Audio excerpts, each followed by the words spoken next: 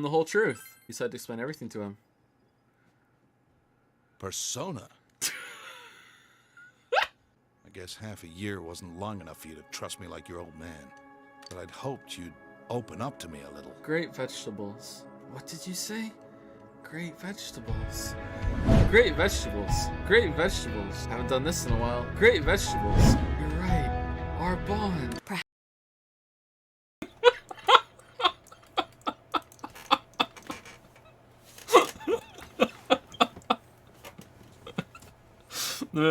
That's my favorite part of the highlights that PHP Trash, previously known as Papa John's, did for Persona 4. I love that part so much. Our bond. How's it going, everybody? Can you hear me okay?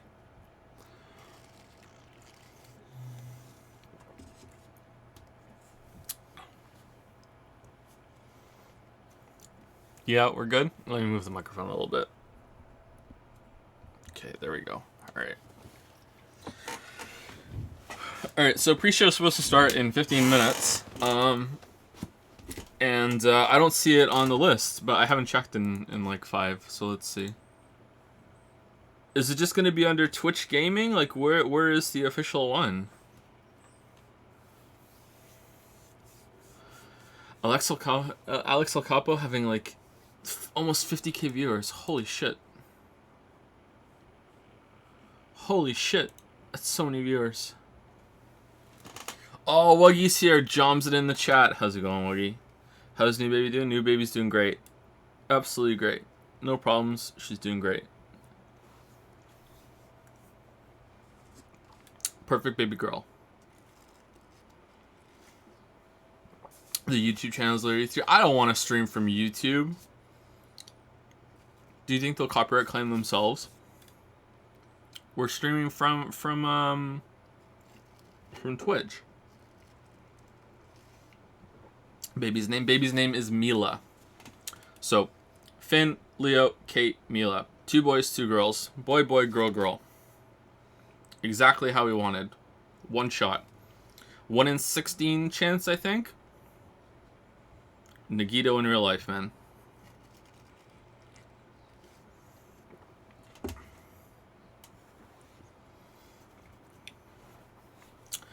Just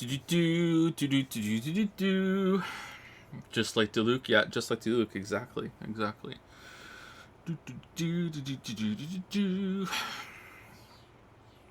What the fuck happened to Steins Gate Sundays? Great vegetables.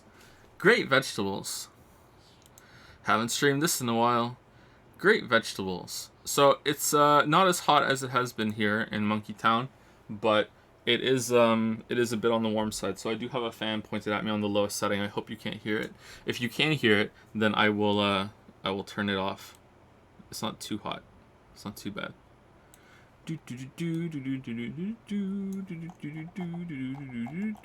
Aw, thank you, Sarah. Oh, by the way, that reminds me. So there's probably gonna be a lot of talk about Elden Ring today. Like, people are gonna be asking Elden Ring. We're probably discussing it. So, if any of you don't want to hear, like, if you didn't watch the trailer and you don't want to be spoiled about Elden Ring, we're probably gonna be discussing it now and then. Like, I'm sure it's gonna be asked quite a bit because I was once the Dark Souls guy, right? So not anymore. But we're probably gonna be discussing Elden Ring. Oh, Onion Ring. This is Steins Gate comeback stream, right? Someone made a joke on Discord that I should just open this with the Steins Gate opening, and now I can't do it. Like, it got ruined. It got ruined.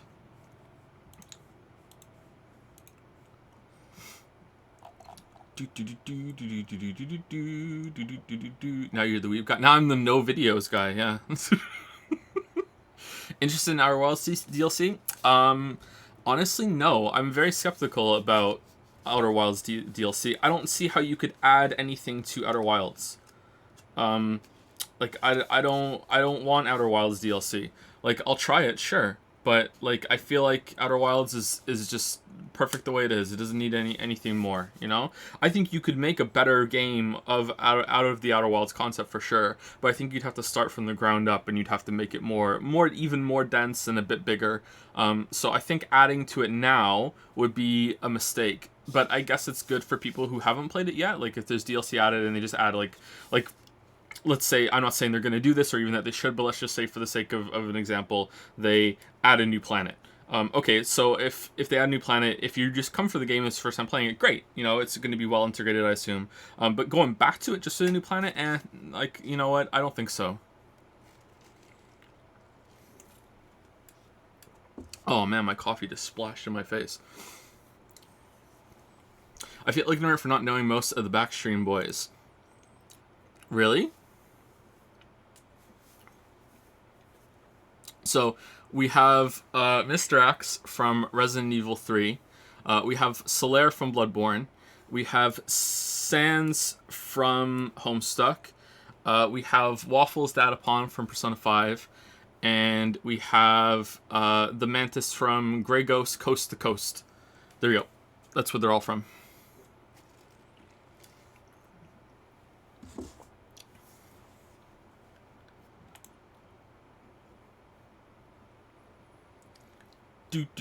Swamp scree. Alright, so it's supposed to be starting in 10 minutes. Where is it?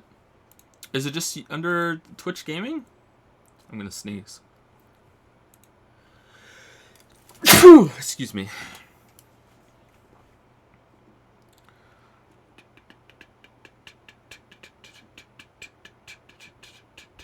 Toot-toot-doo.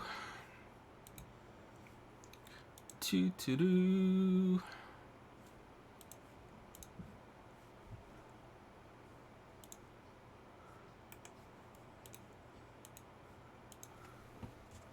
Speaking of Sans from Undertale, I have an embarrassing, cringy story for you. This is very embarrassing, it's very cringy, and it's a little bit gross. It's about bodily functions, so if you don't want to hear about that. But this happened, it's a true story, it's a 1000% true story. That makes it sound like it's not true, it actually is true. So, it was during the Persona 4 streams, I just didn't have the balls to tell you, but now I do have the balls to tell you because I'm a dad again, and that gives you confidence and energy. So, one night, I went to the bathroom to take a 4 a.m. poop, and I sat down on the toilet, and you know how there's like a little bit of foreplay before you actually start getting to it. So I let out a little fart on the toilet, and it was just a tiny little one, but it sounded exactly like the first note in Megalovania. So at 4 a.m. I cracked up just laughing in the toilet by myself for like a solid 5 minutes. This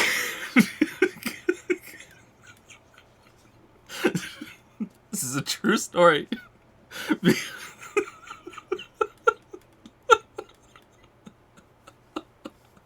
Because it sounded like the first note in Megalovania.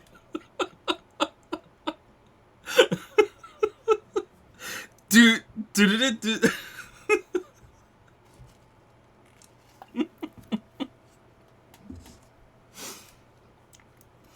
On my life, that is a true story. Where's the stream? Come on, where is it? Start the show already. We don't even have music. Is Teef here? Teef, can I play your song? I don't want to play without permission. Maybe Teef isn't here. Play music with your ass, please. Musical ass. Imagine if this was your first stream. Imagine if it was your first time in the stream. Everyone asked about Witcher and Cyberpunk, please. Okay, so here's some actual serious information. The Cyberpunk video isn't a glitch video anymore. It's a full video. That's why it's not done. It's a full. It's still emphasis on how it launched, but it's a full thing. Okay, so there we go. Like it wasn't like the Fallout 76 video. Like the game is too complicated and dense. I talk about this in the opening of the video. The game is too complicated and dense, and also I don't have the Fallout 4 video kind of thing to like launch off of, because the Fallout 76 video benefited a lot for the fact that I'd already made 2 videos on Fallout 4, and Fallout 76 is very much like Fallout 4. So I'd already done all of like the let's talk about the gameplay and all this shit and how it works. And then when Fallout 76 video is like, okay, well now I'm just going to show you how this is Fallout 4 but broken. Well, I don't have a Fallout 4 video for Cyberpunk 2077. So like talking about how like there are perks in the tree that literally do nothing, and like this is how the combat is broken. Well, to tell you how much the combat is broken, I have to explain how the combat works. To tell you how much the exploration is broken, I have to explain how the exploration works. And it was just got to the point where it's like, okay, well, this is just a video now. You know what I mean? Like that's how it is. So fuck. It was just unavoidable. The Sekiro video we played on my funeral. The Sekiro video will come out after Elden Ring. It'll be retro gaming review. Have you seen the glitch compilation made by the devs internally? No, I haven't. No, I haven't. They made their own glitch video? Oh, shit, man. Did they really?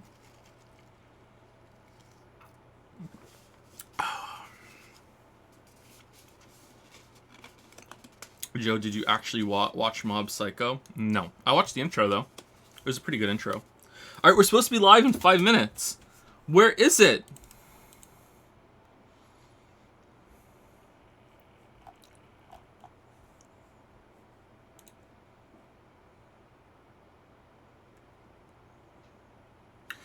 Season 2's intro is better. I watched that too, and I disagree. The first season's intro is better. 21, 22, 23, 24, 25. It's like, yeah, it's better. Here, I'll even use the weeb lingo. OP1 is better than OP2. Or is it like, is it not OP? Is it OP? Like you're from like the Northeast in America? We do this too. I do it too. Do you guys know about OP? OPE? Oh, like whenever like you're gonna bump into someone outside and it's like, or you can't figure out who goes through the door first, you go, oh, what are we gonna do now, eh? Like I do that all the time. I do OP all the time. All the time. Sometimes I've OP'd myself. I'm alone and like I walk into something and I go, oh. So is it pronounced OP or is it OP?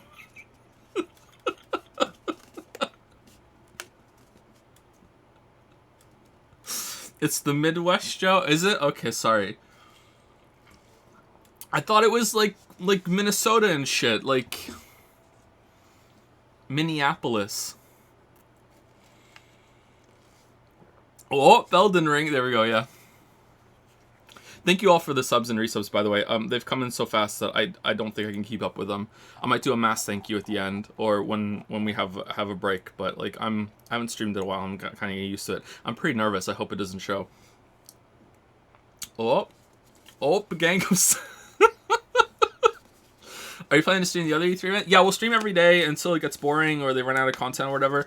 I think Monday is the least likely. Hold on, someone did a good excuse me, did a good list of when they're all up. Okay, here we go. Shivabra and then Firebug also did it too.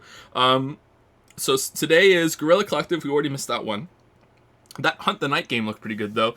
E3 pre-show is supposed to be starting in 2 minutes, and I can't find it. Ubisoft Forward. Okay, we'll watch Ubisoft Forward and see what's going on in their game. Devolver Digital is apparently only for half an hour, so I guess we'll watch that. And then we'll watch a bit of Gearbox Entertainment and see if that's worth it. I don't know what's going to be on there. And then tomorrow we have Xbox and Bethesda. Of course, we're going to watch that. Square Enix, yep. PC Gaming Show, yep. Future Game Show, I'm not sure what that is.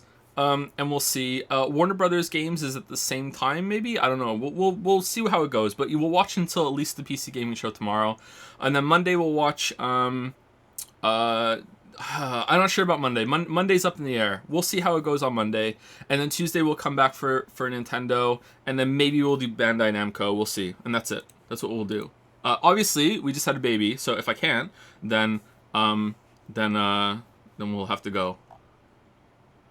How's Lily and the new kid doing? Lily's great. Lily's super Lily. She's handling it great. But we have a lot of experience now, so. Not our first one, but our last one for sure.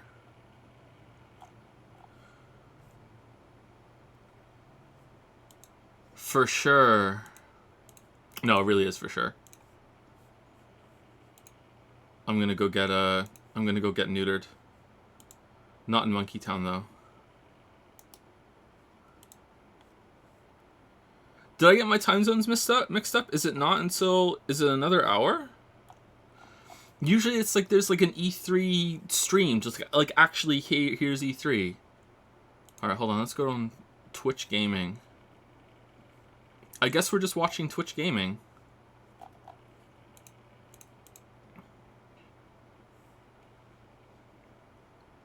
It's on YouTube only. Monkey Town would probably accidentally inseminate. Yeah, that's true, yeah.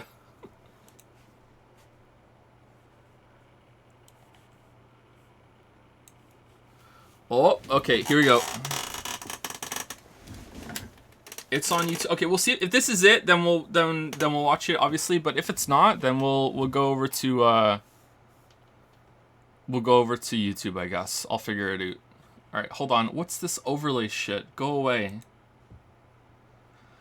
Oh, quality advance, low latency. Okay, apparently we can't get rid of it. Twitch gaming, go away.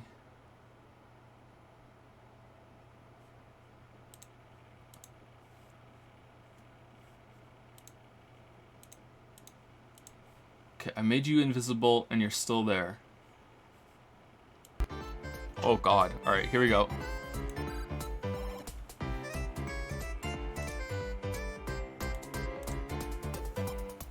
Welcome back to Wholesome Direct, a celebration of wholesome games. My name is Jenny Wyndham, and I am joined by my co-hosts Victoria Tran. This is not the pre-show. Sit back and relax as we bring you exclusive footage from 75 wholesome games. And remember, if you see any games you love today, head over to wholesomegames.com to get all the info and find out how you can support the developers. All right, let's get started. Okay, this is very wholesome, but this is not what we're here for. Alright, so we have to go to YouTube. Alright, 1 second.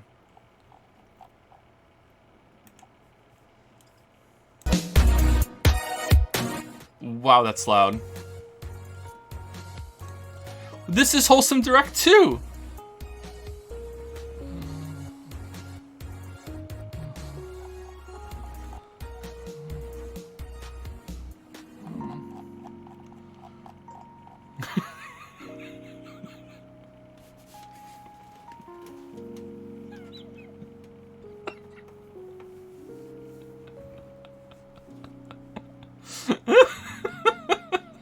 Not only that, it's like 30 seconds behind the Twitch one. The E3 channel is live now. Okay, alright, cool, alright. This is just how streams are. Alright, here we go. Special events. It's live now. You lied to me. You were a liar.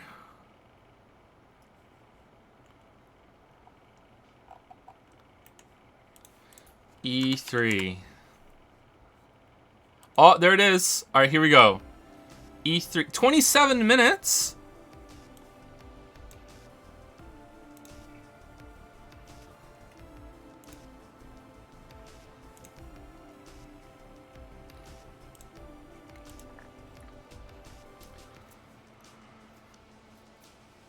Do you guys want to see my desktop background?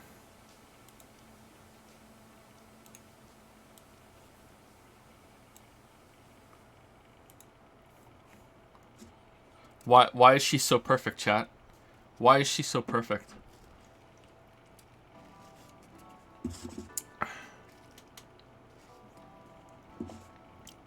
I would break that agreement so bad.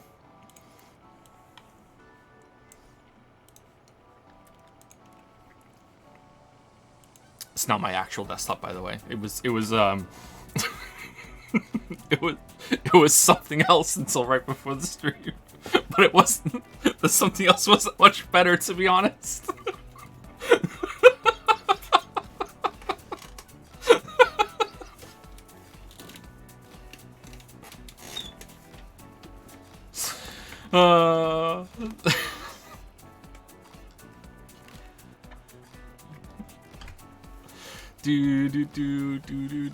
Yeah, it was 2B. Yeah, of course it was 2B.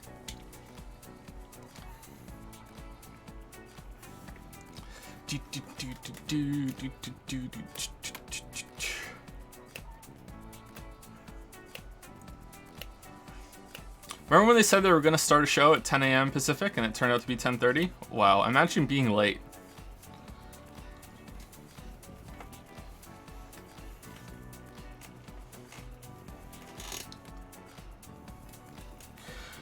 Wow, a stream. Man, a stream. Should we go do our dailies in Genshin? I haven't done them yet today. Yes, I am still playing Genshin because there's going to be a video on Genshin. And then after the video on Genshin, I'm done. Although the latest patch was actually pretty good. I was really disappointed and really let down. I was like, that's redundant. I was like, wow, this sucks. And then it went over to the next phase, and I was like, oh wow, this is actually pretty cool. So like, I'm pretty happy with 1.6. So when the game actually gets content that is like Breath of the Wild, it's actually really good. But you know, that only happens 2 or 3 times a year apparently. And for a free-to-play game that you only play when that content comes out, that's not a bad deal, to be honest.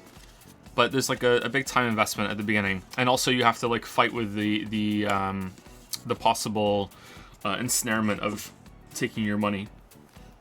Excuse me. Does done mean forever? Hope so. Yeah, it's just not worth the time.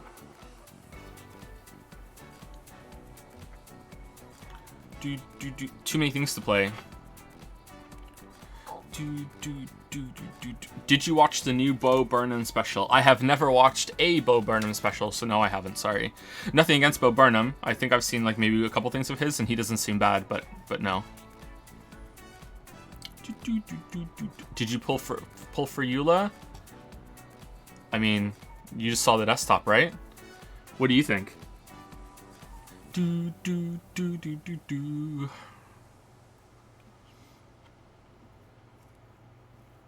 Any thoughts on costume costing $30 in Genshin? I think that it is disgustingly overpriced, and I think the line I have in my notes ready for the video is that for that amount of money, even if it gave every single character in the game a swimsuit costume, it would still be overpriced. Just ridiculous. Like, for that amount of money, they could have at least updated all the animations and voice lines and shit and powers. But for how it's just a very, very simple reskin, like, for that amount of money, they could have just given everyone a simple fucking bathing suit thing. And it would still probably be like, you know what? I don't know if that's worth it or not.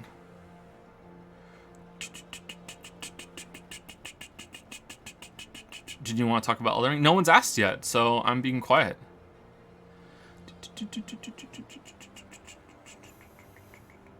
Bro, did you watch the WitcherCon content? Or there's a WitcherCon? I have a to-do pile? Any hype for today's presentation or expecting nothing? I don't really have any hype for today's presentation, sorry. Like, I don't really know what to expect. Like, I wanted to see something from Elden Ring or maybe something else from, and that already happened in the one that we didn't stream. Which, looking back, just feels like they filled time just so they could do that at the end. Like that weird thing, I was on Discord talking about it. That weird thing where they had, like, the deviant game people up, and they were like, yo, we're forming a new studio of vets, and you don't know who we are, but you're gonna know, and we're formed a new studio, and here we go. Like, oh man, alright, you're making games. Alright, do you have a game? No.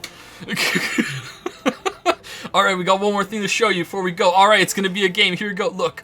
Here's our logo. Oh, Sony logo. We're working with Sony. Oh man, you're working with Sony. Oh man, what game are you gonna make it with them? Are you gonna show it? No. Like, this didn't even show a fucking game. Like, why are you here? Like, so yeah, I feel like they just filled time for the Elden Ring thing. I don't know. Alright, so let's briefly talk about Elden Ring, and if you don't want to hear about it, then you can just mute the stream for maybe 5 minutes or so. Maybe not even, because I don't know how long we're going to talk about it, because there's not much to say. I only watched the trailer twice. I watched it live on stream, and then I watched it again in better quality so I could actually see it. And my feeling from it is that it is very, very much like Dark Souls 4. Part of me is actually kind of irritated that they're not calling it Dark Souls 4. It just feels like it's more Dark Souls. And I'm fine with that. Like, I love Dark Souls, and I would love a Dark Souls 4. But it just looks like it's reusing a lot of stuff from Dark Souls 3. Thematically and atmosphere, it looks very much like Dark Souls 3. And I don't know, I'd wonder if From didn't really ever want to make a Dark Souls 2 and 3, and they would like their games to not have numbered sequels, and they would just prefer to have every game be its own title and shit. Because Demon Souls to Dark Souls, and then Bloodborne and Sekiro were very different. But I feel like this isn't different enough to warrant its own title. It just feels like more Dark Souls. In terms of structure, I feel like it's going to be a bit like Ocarina of Time and Twilight Princess, in that you're only going to be able to use the horse in this kind of larger overworld, like the open Hyrule field kind of thing in the game, and then you go to areas around the map and you can't really use the horse in those, because I can't see the horse being used in like corridors and shit, but maybe I'm wrong. So I feel like that's how it's going to be, and maybe you unlock paths by getting the horse and shit. It's going to be like a little bit more Metroidvania. It always was, but it was more about boss unlocks rather than ability unlocks.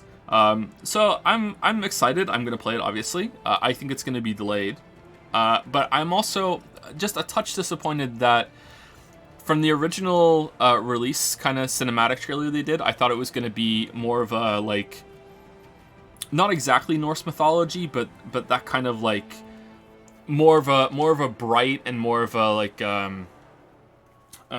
majestic game, rather than the more like the gothic kind of respectable horror that they've done before. You know what I mean? Like, I thought it was gonna be like that shot of the blacksmith, like, oh, Elden Ring, and it's like, woo. I thought it was gonna be like more of a angelic, I guess, instead of zombie decay, right? So yeah, so I'm a little disappointed, but I'll still play it. I'll probably still love it.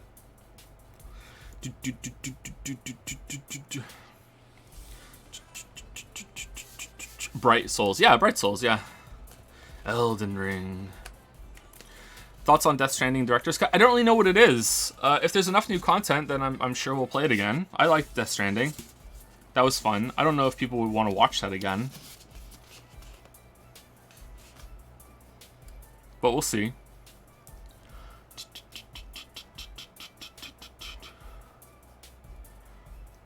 Do you think the inclusion of Norse mythology media has been overdone by now? Yeah, it's been a bit overdone. I didn't really mean to make it out that I wanted another Norse kind of game. Just that it was in that kind of. I thought they were going for that kind of style, or something close to that rather. It didn't specifically have to be Norse. That's just the first thing that came to my head.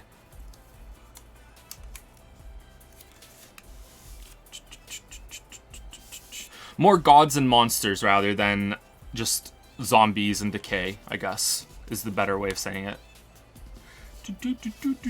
How did you convince yourself that 4 kids, despite the inevitable end of our survivability on Earth? I don't think that that's going to happen. Like, of course, there's going to be a lot of changes in the next 100, 200 years. But I don't think humans are going anywhere, and I don't think the Earth is going anywhere either. Things are going to get rough, but I don't think it's that bad.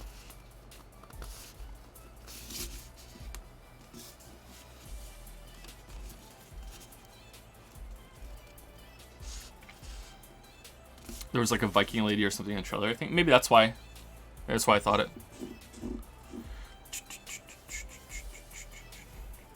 Did you see Fall Guys near Tom? Yeah, it was really funny. That was actually funny. You have to clarify when something's funny on one of her streams. That's actually funny, not just ironically funny.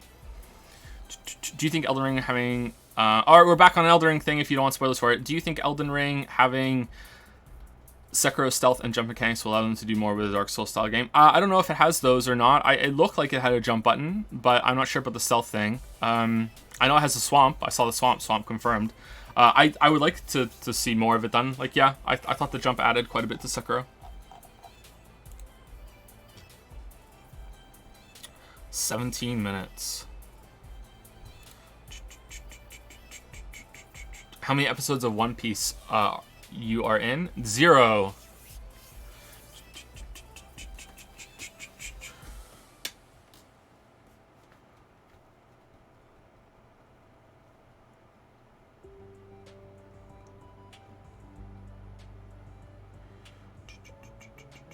I hope they can integrate the magic into the combat, like the sword spell thingy. That would be fun, but the way that magic works in these games, and this is true of Sekiro too, less so Bloodborne, although I didn't really do much of that side in Bloodborne, so I can't say for sure. Magic in these games is usually turns the game into sort of like a puzzle thing. So in my mind, the stuff that's outside of the actual like melee combat is usually and this is gonna sound condescending, and I'm sorry, is usually the easy mode. So if you don't want to play the game as an action game that's very skill based, and you want to learn how to beat the boss, you can treat it like a puzzle game. Be like, okay, I'm gonna go find out what the boss is weak to, and then I'm gonna go get that item, and or if I have to level up for it, I'll go level up for it and treat it like a stat thing. And usually, if you have the thing that the boss is weak to, the spell or I think it's ninjutsu, isn't it? Something like that in Sekiro. You just win, or you have such a huge advantage that you can just it's basically like the boss has half health, you know. So now you can just like heal spam your way through and trade hits to get through the fights. And I think that's good. I think that's a good system. I think that having that option there is great.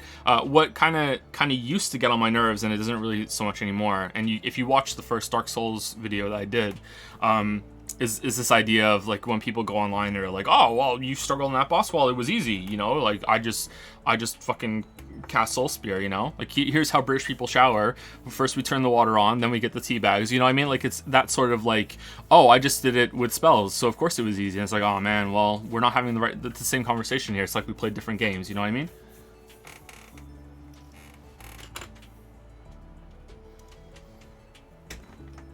Hey Lily, how's it going? It's taking a while to start, so I thought your coffee was going to be long done. Oh yeah, it's done. And you're answering all those questions. So. Thank you for the water. Take that, or? Sure, yeah.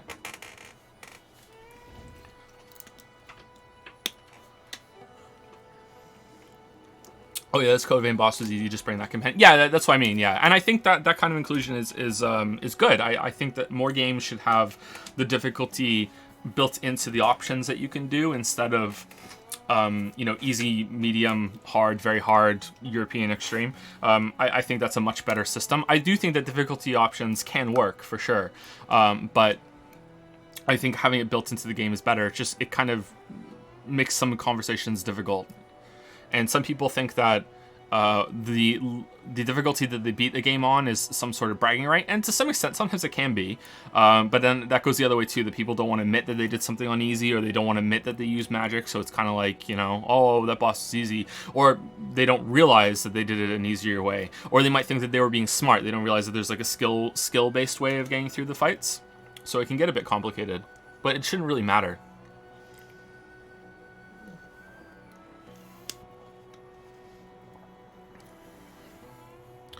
God, I hate those very hard difficulties. Mostly are bullshit. Yeah, usually if there's 4 difficulty options, like easy, normal, hard, very hard. Hard is usually the best one. Very hard is usually not balanced very well. There's a lot of added health to enemies and shit.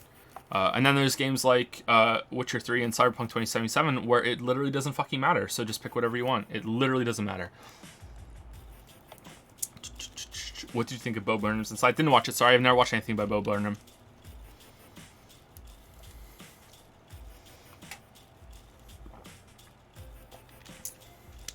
What are your thoughts on gyro aiming for console games? I think the only one, and I hope that is the right thing, the only one I've ever enjoyed is Metroid Prime 3 Corruption, and I thought the aiming in that game actually added quite a lot to it.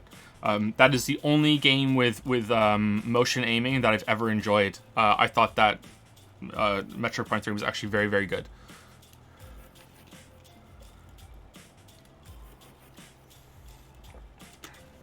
What headset do you have, Joe? Right now, I have a couple, but right now I'm using a Philips one.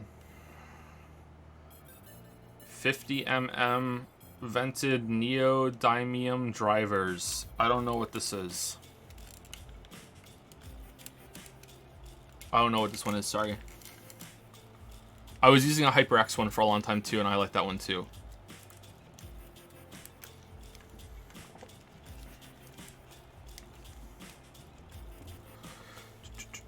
Do you think that Cyberpunk will ever be in a state where it is worth buying without a huge discount? Depends on what kind of game you like. I think Cyberpunk, having played Cyberpunk for like over 200 hours now, I think that Cyberpunk 2077 is not a bad game. That's my hot take. It's not a bad game. It's just not a great game either. It's not revolutionary. It's not great. But it's not bad. Like, if you enjoy games like Fallout 4, even Deus Ex, if you really enjoyed Witcher 3, On a sale, definitely it's worth it, especially if you can wait for some more patches to fix some of their shit. You know, like, I think you could have an enjoyable time, especially now if your expectations have been set downward.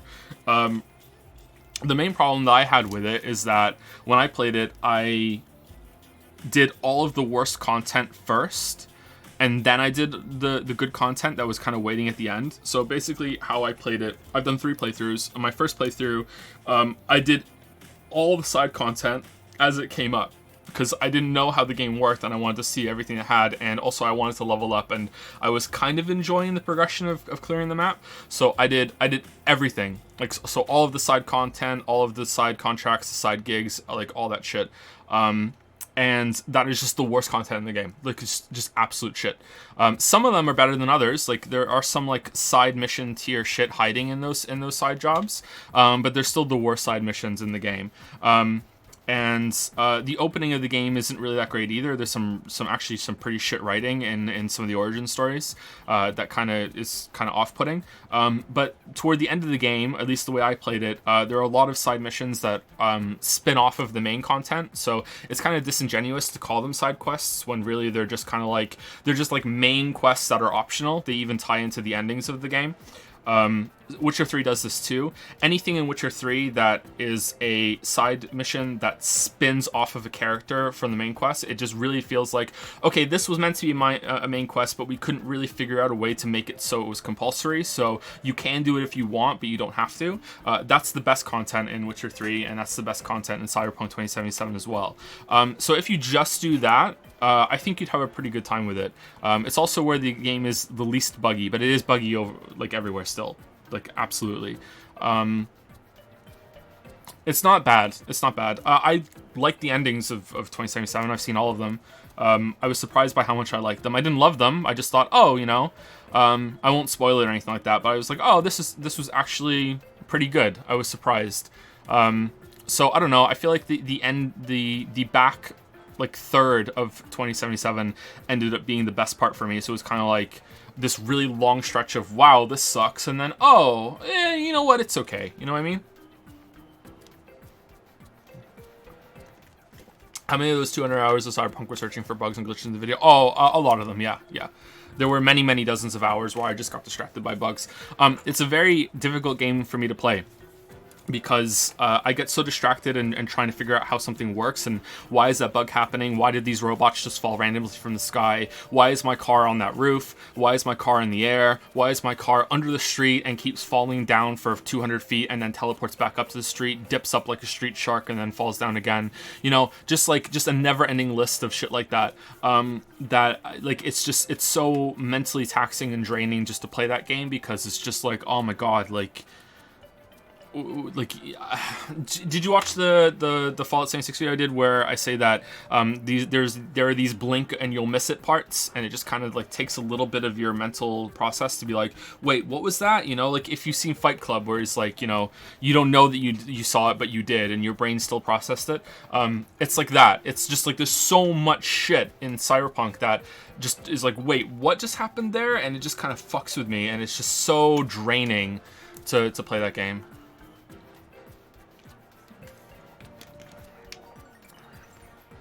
Have you seen any shrimp ladybugs? I don't think so. In Cyberpunk? Or is there like a ladybug, shrimp ladybug? In what ways does difficulty not matter in The Witcher? The only thing that matters in Witcher is your level. That's it. Witcher 3, apart from the DLC is when it finally starts to matter. I beat Witcher 3 on Death March difficulty naked with the starter swords. So, and I didn't upgrade them either. I think I added runes to them, and that's it. And, like, all that matters is your level. That's it. That's it. Nothing else matters. It's only in Blood and Wine, and to some extent a little bit in Hearts of Stone, that it finally starts to catch up. But yeah, like, your level is the only thing that matters. Not even perks.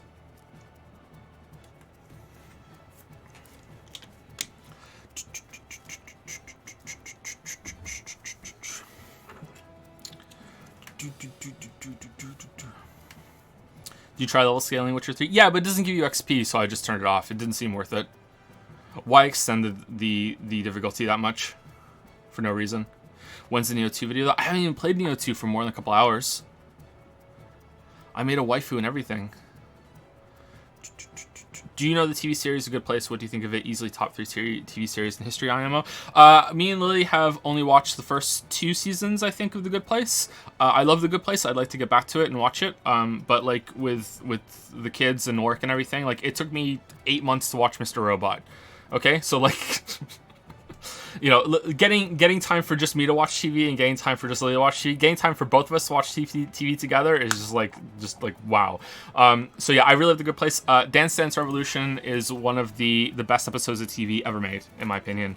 Dance Dance Revolution is episode, I think, 2 in season 2, and I was just in awe of the whole episode. I love that episode so much. So yeah, I love The Good Place. I'd like to get back to it and finish it finally. Did you look into the code leak for Cyberpunk? No, I did not. No, not really interested in that kind of stuff. I'm more interested in how the game works right now. How many hours do you have in Cyberpunk? I think over 200. Is your Diluc C6 yet? No, it's not. I got Gene instead for my most recent non-banner pull. So my Diluc is still only C4. No C6. If you believe it, it gets better in season 3, 4. No, I don't believe you. There's no way. Have you tried the new Nier remake? No, I have not.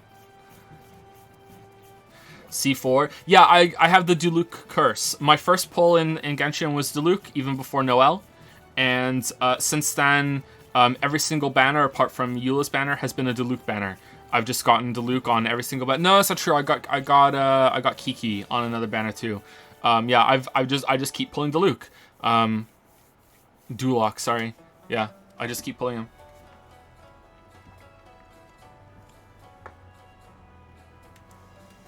How much you spent? No, these are just the free pulls. No, that's not true. I get the whatever, what is it called? The blessing. I can't remember what it's called. Did you play Shadow of the Tomb Raider? Yeah, I did. Yep. There'll be a video on it one day. Do video games cause violent behavior in people who play them? I don't think so, but maybe.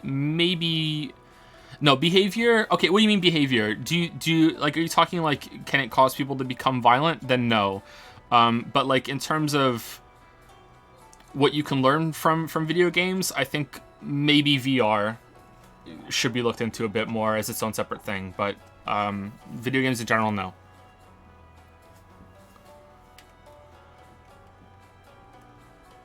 Have you claimed promo codes for Genshin? Of course. Are there new ones? Oh my god, let's stop the stream right now.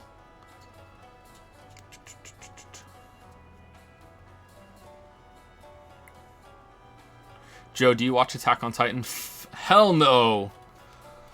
Hell no. Do you think E3 is overhyped at this point? I'm not feeling much hype, so I don't think so. It's not for me.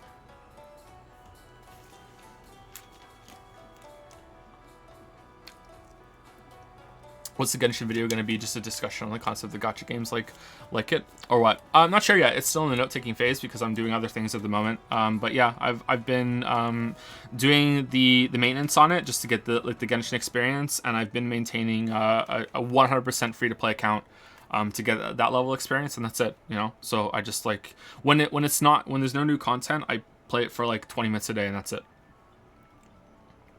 Did I watch Twin Peaks? No, I didn't. No, I want to. Oh, we're going to start in 2 minutes, apparently. Do I need to fix anything? Are we good before we get into it? A video that you want to do, but you can't ever do it. A video on porn games. Probably Disco Elysium. I don't think I could do a video on Disco Elysium because I couldn't do the politics of it justice. How'd you like the current Genshin patch? I haven't played it enough yet, but I was very disappointed at first, and then it got to the next stage of the level, and I'm pretty impressed with it, but I haven't been able to explore it much yet.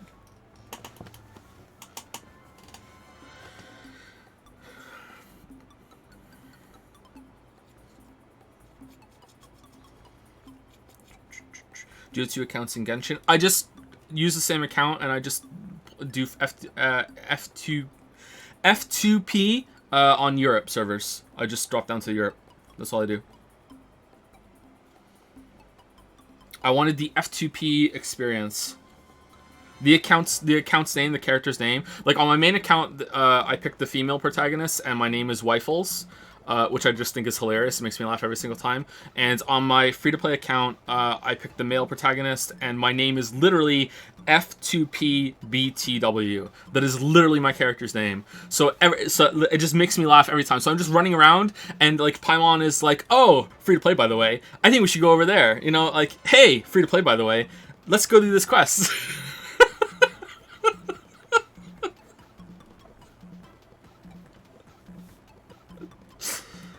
Dude. Do you love Paimon yet? She's grown on me a bit, I gotta admit. She has grown on me.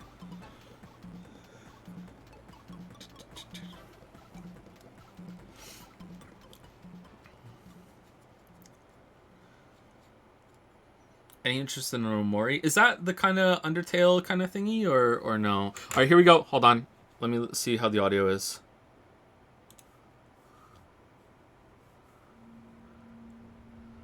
Let's turn this up to full, and then I'll turn it down. I've made a huge mistake.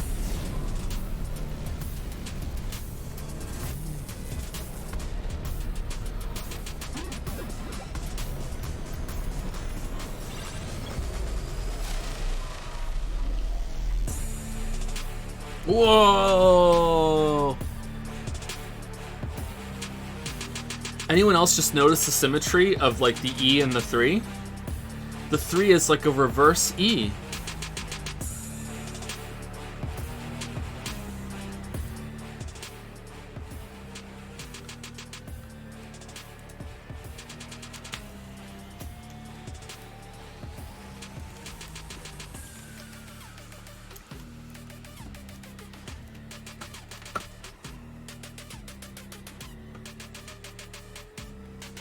Yeah, what's the Verizon show? What's that all about?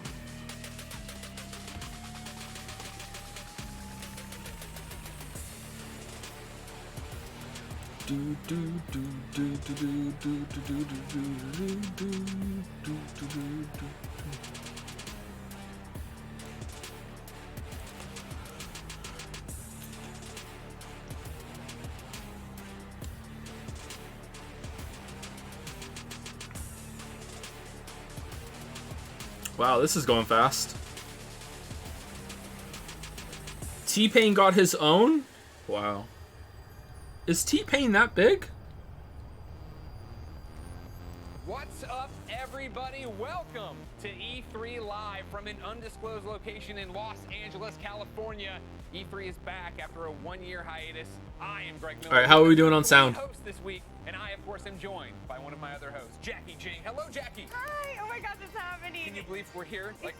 Yeah, we don't. Give me a hug, you. Too quiet? Alright, hold on. Get out of here, masks. No one needs you anymore, except for when I leave the set. When we leave the stage, What? we have to wear the masks. Oh, Actually. that, It's a I love big- the Batman mask. Thank you, Lovely. Well, we all found a new fashion sense in 2020, didn't we? Yes, indeed. Of course, as I explained, Still louder or what? E3 is back, but things are a little different than usual. There, of course, is no in-person convention this Still year. low? Alright, here we go. Presentations It's on will be max virtual, now. But trust me, all of the news and excitement is very real. So while we may be here in Los Angeles reacting, all of you get the opportunity to see every announcement from the comfort of your own home. Yeah, that is right, Greg. We are coming to you from here in LA and sending the show out all over the world, from coast to coast in the US to Latin America, to TikTok. the Middle East, to the EU, to Japan, to China, and more. We're spanning over a dozen different countries, several continents, and if the Wi-Fi connection is working okay, maybe a space Now station this or is two Call of Duty. orbiting Earth. All this with the helping hand of some of the most trusted Oh, video shit, Poland. companies around the globe.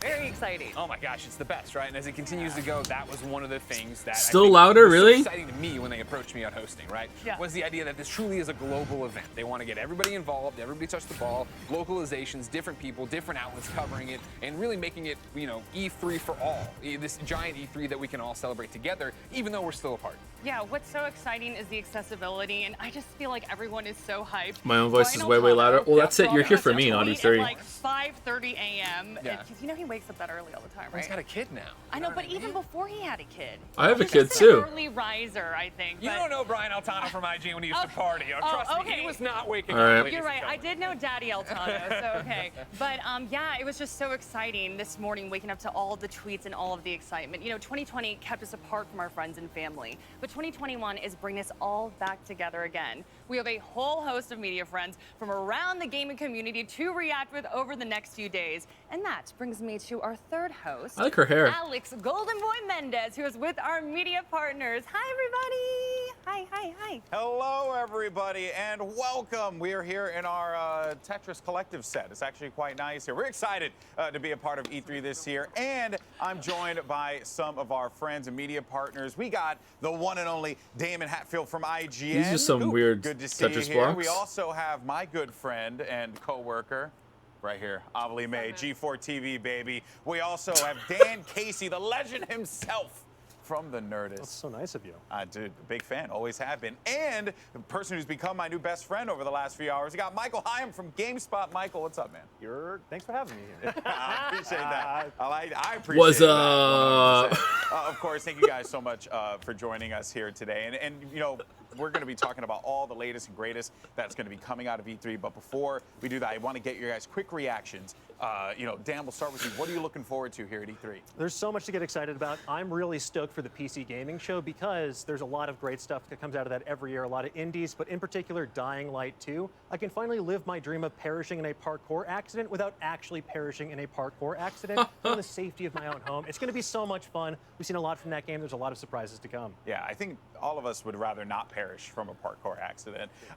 Damon, what about for you, bud? Hashtag Got Ubisoft relatable. coming up today. My favorite thing to do in video games is clear outposts. So Far Cry 6 is very exciting to me. I'm also a rabid Oh my fan God. of turn-based strategy games. So if Ubisoft did something along those lines, Oh my to us, I would say, God. Yahoo! Oh, look at that. Okay, all right. Amelie, what about How you? long I'm left? excited about everything, GB. This is the first time that I get to join everyone here at E3, so I've got like the nervous sweats as well as the excitement sweats. That's right, the best sweats. But what I'm looking forward to is hearing some news from Capcom, because I know a lot of people have their fingers crossed for potentially another VR experience, and that's, I would die for that, GB. I'd die for it. Yeah, for a lady. By the way, We could talk about in that case later this on is in your the first show. E3 stream or anything, Okay, it's we got a tradition very to be long, like long, as snarky next as few days. possible. Michael, what about for you, bud? I'm going to be Like, that's staying just on what you have to brand do, and okay? saying Like Square they're Enix, trying to be as but cringy not as because of possible. We have to be Marvel as or any snarky of as the big possible. names. It's I'm talking tradition. about So sorry, Babylon's I'm gonna Fall. come across That as an is a asshole, game but that it's was just revealed in part of E3 the 2018 part of and the it went E3. radio silent. But Platinum Games, I know that they got something up their sleeve, and I know that you're a big fan. Obviously, you're a big fan of Platinum Games as well.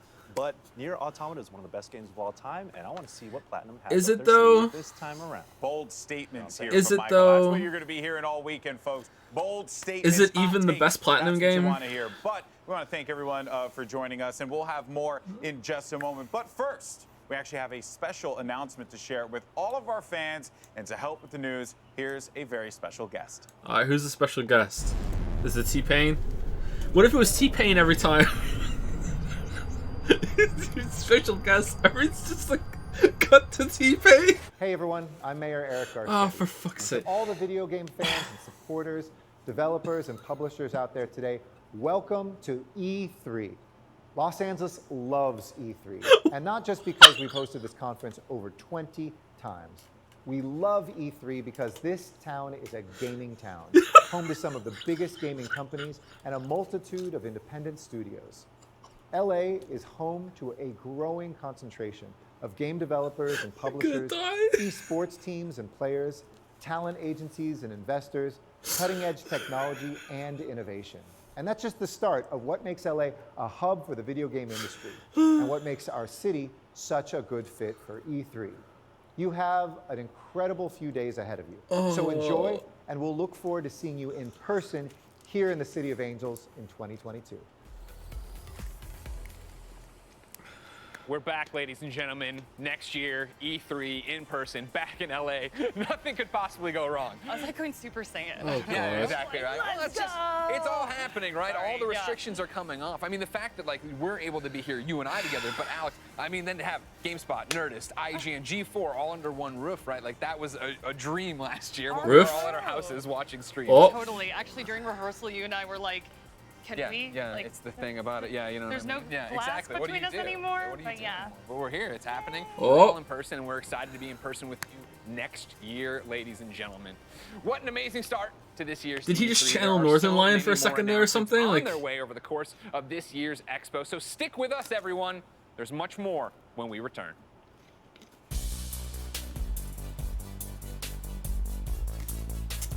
what does We're not E3 just mean to you? nerds. We have people that are like us and get us. It just solidified gaming as the monolith that's not going anywhere anytime soon. E3 is hype. If you're not at E3, you're not doing it right. It's Whoa. just the excitement. The size of it all. The connection of people from different walks of life. People that I've met in games across the world. I've been famous enough Oh, it's T-Pain! to go exactly one time. Yeah! It was almost like where's T-Pain? a holiday. I was always envious. Sounded super top secret. It was awesome as hell. That was a good He's back! 3 days. For several days, we all just go, God, video games are the best. And you become friends. It's happened to me multiple times at E3. Just to be around positive people that love what I love. The people that make video games shower us in games. It was something we aspired to. It is magical every year, honestly. It's a celebration, I think, of how far we've come as people who just love games.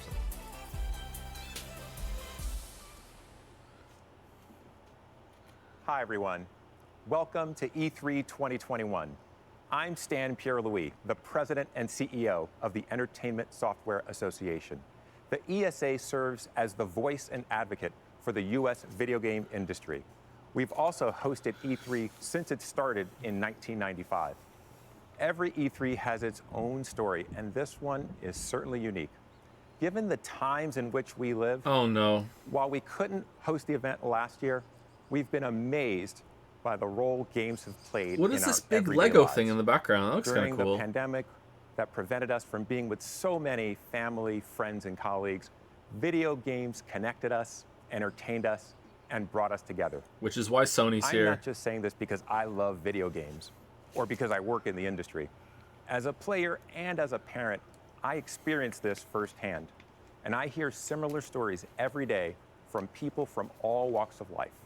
Games kept us sane and kept us connected. That's what makes coming together this year for E3 so special. It's an opportunity to convene and celebrate as a community.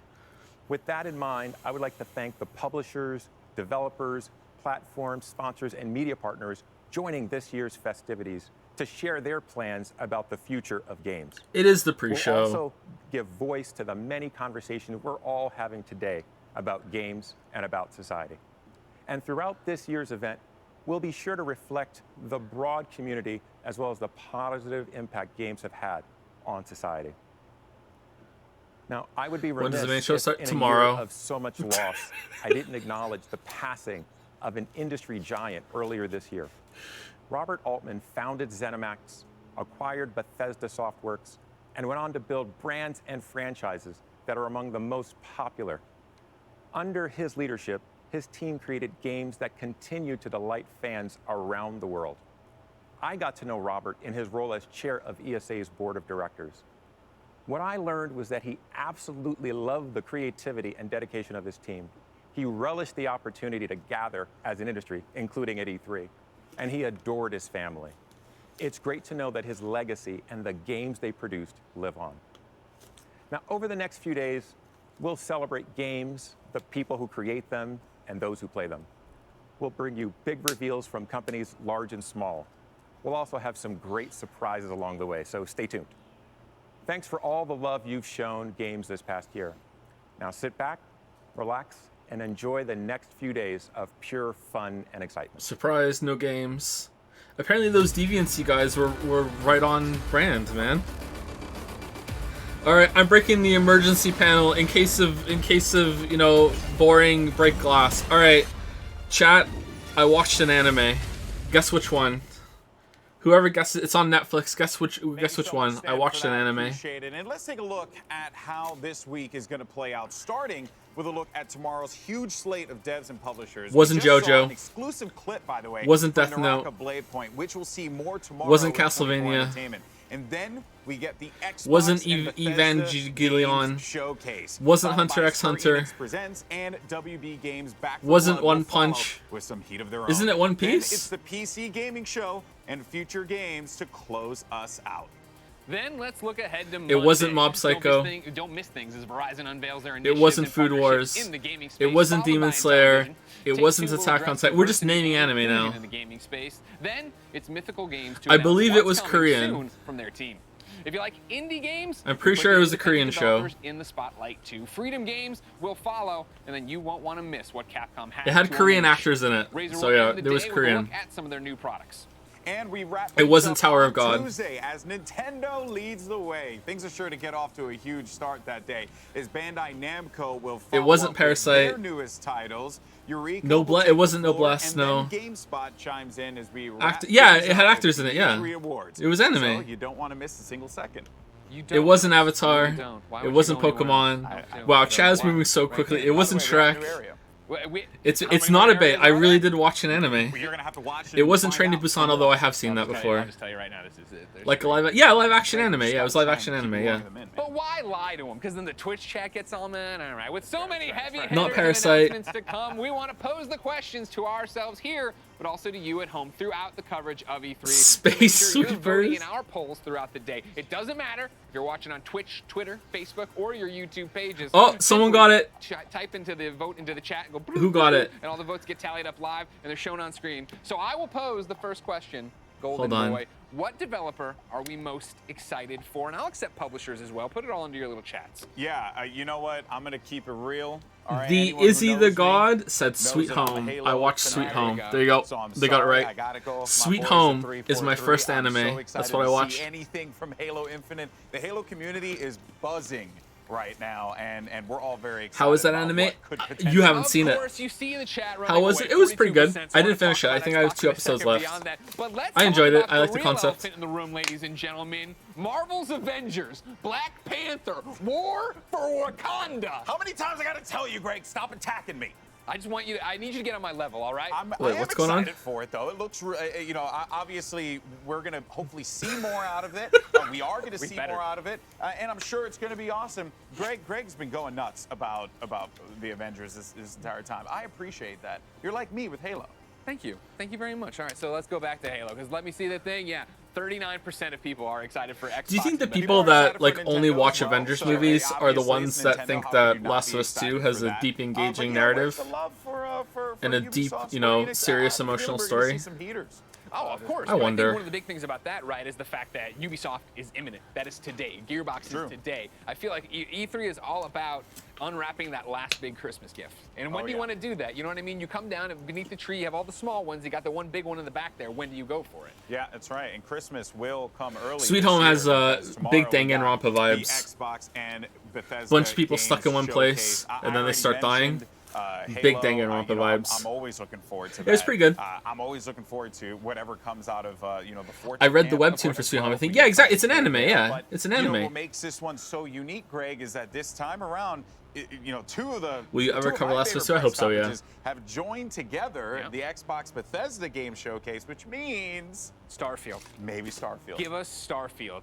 We have to. It's the game that has so much hype, and we know nothing about it. Yeah, there'll be Time Starfield is tomorrow, now. I think. Phil Spencer, Todd Howard, come out, embrace, and then just unleash it on us. If they actually, like, ideally, I would like for them to come out in, like, jetpacks.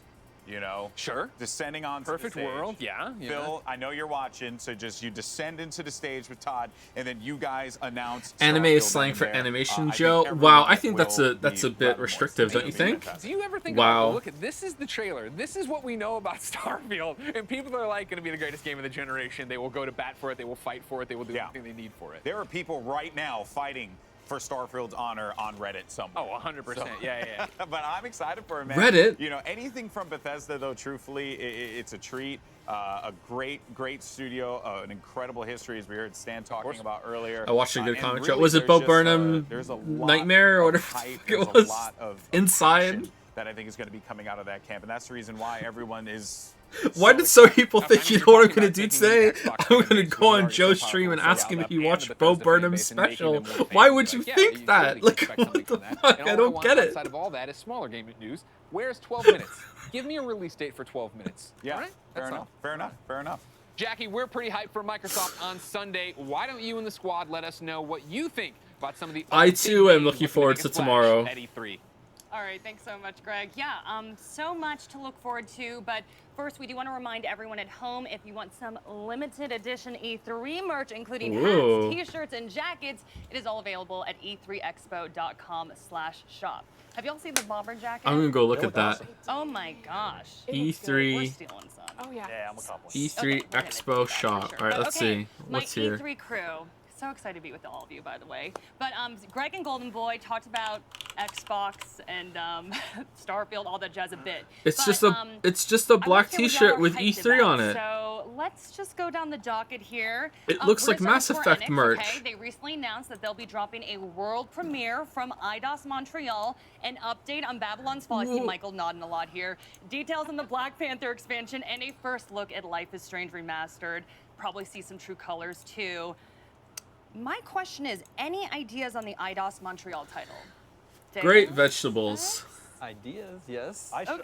Deus Ex? Probably not Deus Ex. Although How dare you? No. I wanted to bring out my little sunglasses that you click and go whoop, but okay, I guess not. But continue, yeah. Well, there's rumors. Nothing is confirmed yet. But I think there are some Guardians that are keeping that very secret until the big reveal later on. I'm going to steal this from someone said this during rehearsals, though, but now might be a good time where you might want to have a cyberpunk style game. So I'm like hoping for Deus Ex. Yes, I'm here for it. Like Deus Ex is one of the most impactful franchises in my life. Yes. The original one that came out in 2000, like it's old now, but man, I still got so many memories. And like Human Revolution and I too have so many memories of that. Hitting those notes.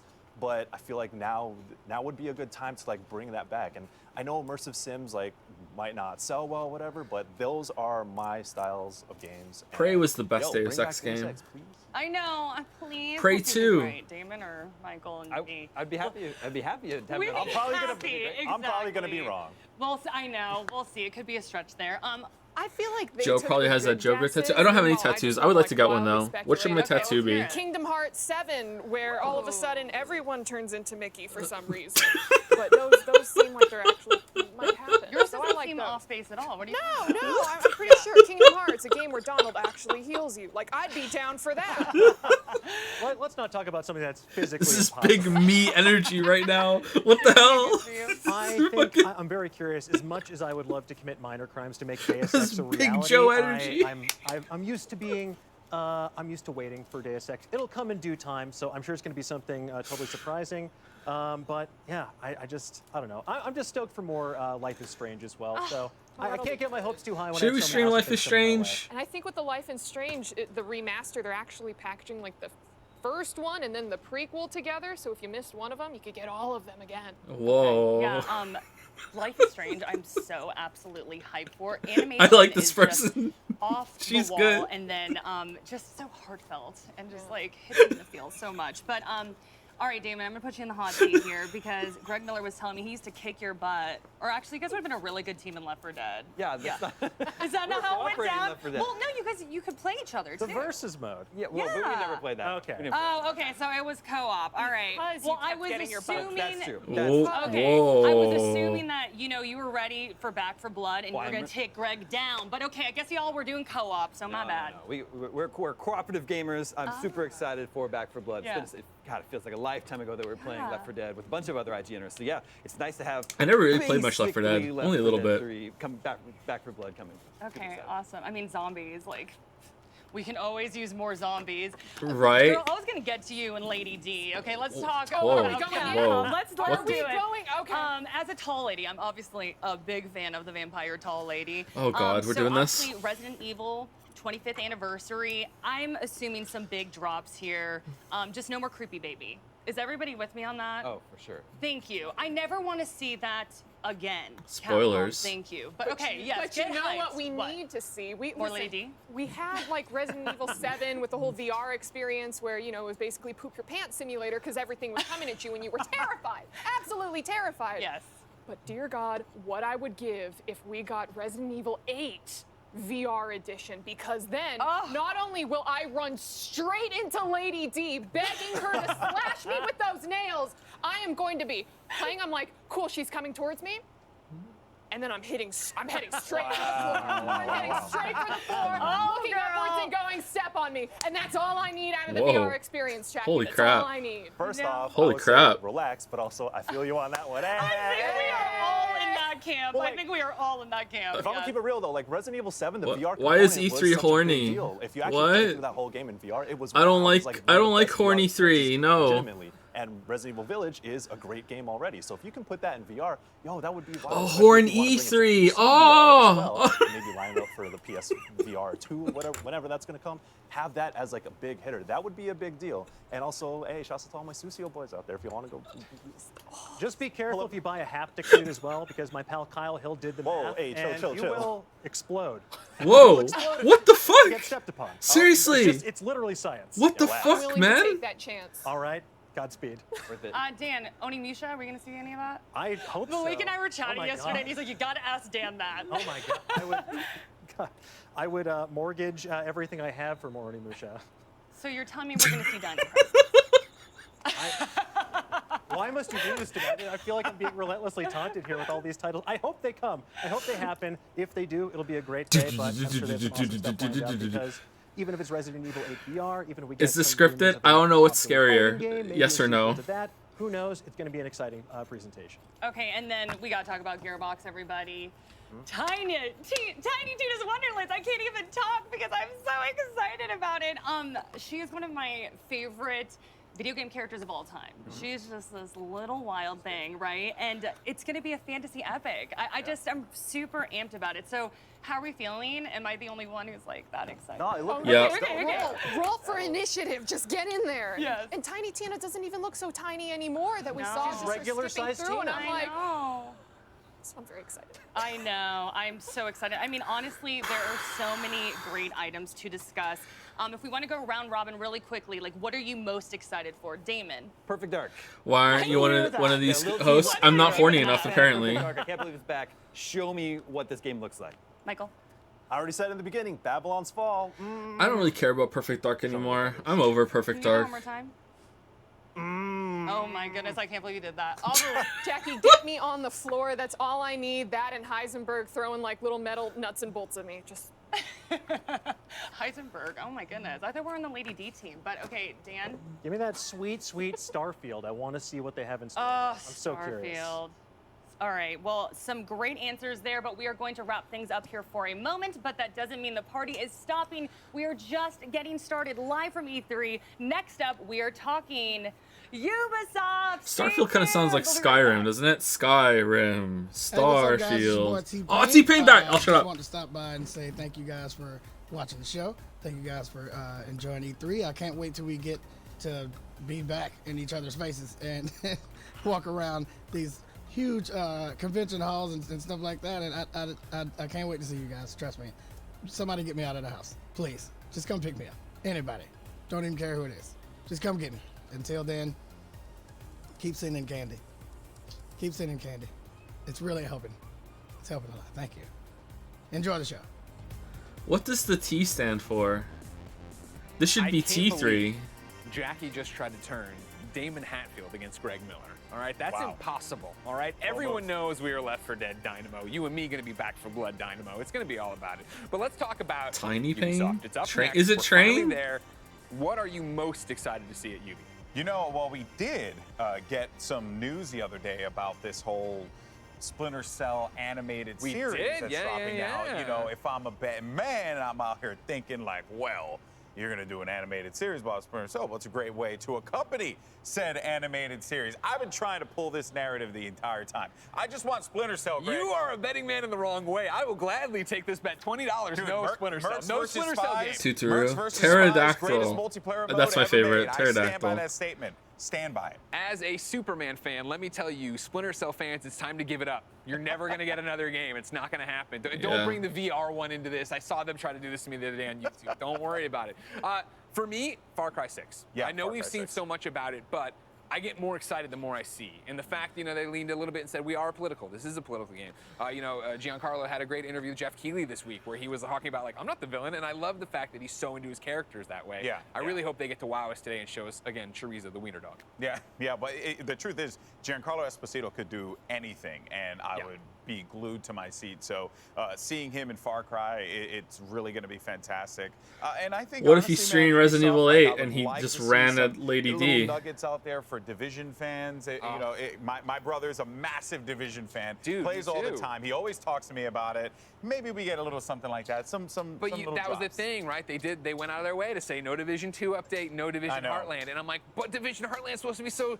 Please just lie to me. Tell me you're lying to me. Just That's lie. all I I'm want to okay know. if you want to lie with me. I never played the Division. Is it The good? other one I think that's I got to call it out for. Isn't it Blessing just Adeoye like a Jr. bog Kinda standard funny is shooter Riders Republic. game thing? Riders Republic had such a cool debut. Then the delay, like, is that where are we hitting with that? Where are we at with that game? What are the sports arenas? Because I feel like that is a genre that could really use something that would like reinvigorate it, right? Yeah, 100%. You know, we all remember the SSXs of the world and stuff like that. How much we loved it. 1080, those games, they were great. They were fantastic. I would really, really like to see some more updates on that game.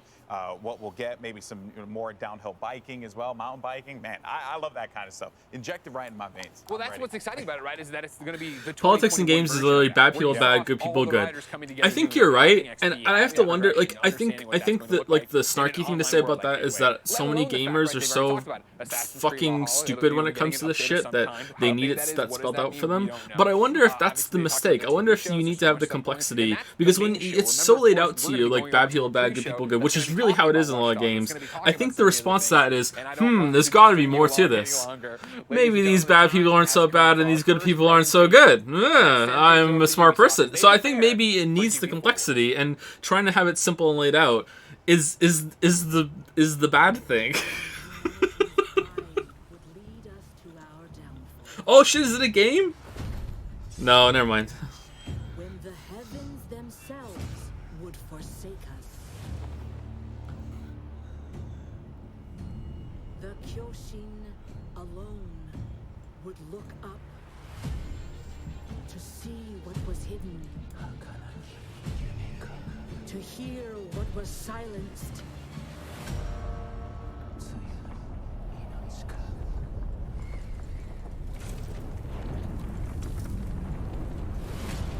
To cherish what was about to fade.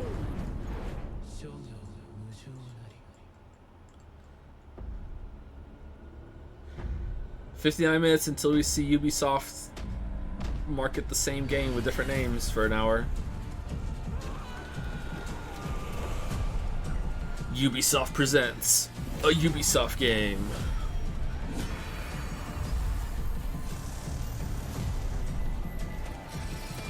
I think Disco Elysium did politics, so yeah, but it's not a game, so yeah. No, it is. Yeah, Disco Elysium did politics very, very well.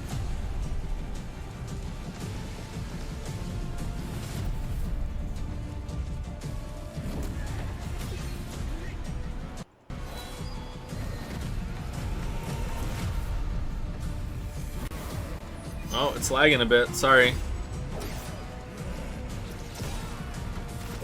That's not my stream. That is on my end, like the stream itself. Embracing a new power to be transformed and awakened. They would carve their own path in the land of fire. Is that the name of the game? Oh, Mirage for Honor. Okay. Does it have a battle pass? Ubisoft. Oh, Ubisoft is already started. Okay, cool. Have you played Resident Evil 8? No, we'll stream it. People like to watch me play the Resident Evil games for some reason. I don't know why, so we'll stream it.